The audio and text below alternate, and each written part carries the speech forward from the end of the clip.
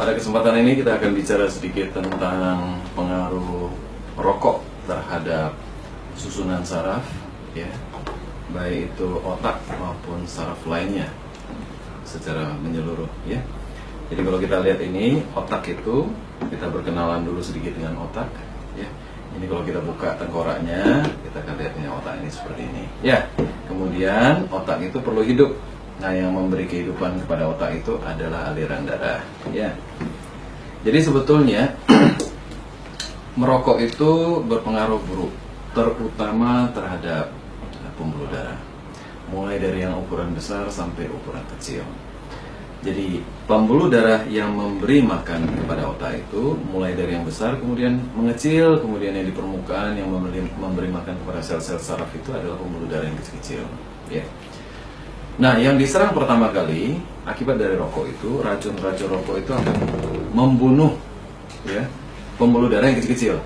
Jadi kalau pembuluh darah yang kecil-kecil ini mampet, maka aliran darah tidak akan sampai ke sel-sel otak, sehingga banyak sel otak yang rusak. Sel-sel otak yang rusak ini akan menyebabkan orang itu, kalau banyak, akan menyebabkan dia pikun secara bertahap, ya. Nah, itulah yang kita sebut sebagai pikun atau demensia senilis, ya. Nah, kemudian pengaruh yang lain lagi pada pembuluh darah yang besar. Ingat saya katakan tadi bahwa yang pertama kali pengaruhnya itu adalah pembuluh darah yang kecil-kecil. Ada pembuluh darah yang bertugas memberi makan kepada dinding pembuluh darah yang besar. Contohnya yang memberi makan kepada otak.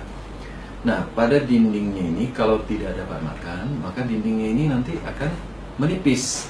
Karena dinding itu kan berlapis-lapis. Jadi ada lapisan-lapisan yang tidak dapat darah sehingga dia mati. Nah, pada bagian yang tipis ini, oleh karena adanya fluktuasi tekanan darah, dinding itu bisa membalon seperti bisul di kulit, ya. Jadi ini di dinding pembuluh darah ada seperti bisul. Nah, inilah yang kita sebut dengan aneurisma. Nah, aneurisma ini tipisnya bisa setipis kulit arinya salak, kalau pernah makan salak. Jadi kalau dia pecah, wajar, itu yang kita katakan sebagai stroke perdarahan pada otak. Jadi bisa berakibat fatal. Jadi pengaruh dari rokok itu bisa sampai fatal. Kemudian pengaruhnya yang lain lagi, ya. Pada pembuluh darah besar yang mulai dari jantung menuju ke otak harus melewati leher. Ada pembuluh darah yang kita sebut karotis di leher. Nah, ini dinding pembuluh darahnya juga rentan. Akibat dari rokok bisa menyebabkan terjadinya kerusakan, terjadi timbunan dari plak dan sebagainya, itu dipicu oleh rokok.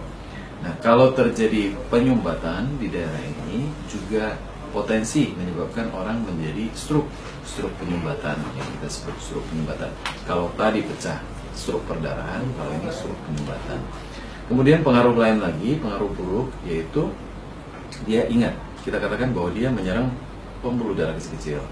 Pada bantalan tulang belakang, contohnya ini, ya, pada bantalan antara tulang dengan tulang yang ruas tulang yang lain, itu ada yang kita sebut sebagai diskus atau bantalan. Nah, bantalan ini mendapat makanan dari pembuluh darah kecil-kecil. Nah, kalau pembuluh darah ini kecil-kecil ini mati, maka bantalan ini menjadi cepat menua.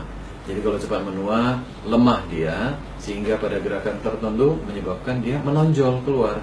Kalau dia menonjol keluar ke tempat saraf, adanya keluar dari lubang ini, maka muncullah sakit. Nah, ini bisa terjadi di sepanjang vertebrae atau tulang belakang, mulai dari leher sampai ke daerah lumbal. Jadi yang pada umumnya terjadi adalah di daerah lumbal karena dia menahan berat badan. Tetapi tidak menutup kemungkinan ini terjadi pada level-level yang lain, sehingga membutuhkan operasi.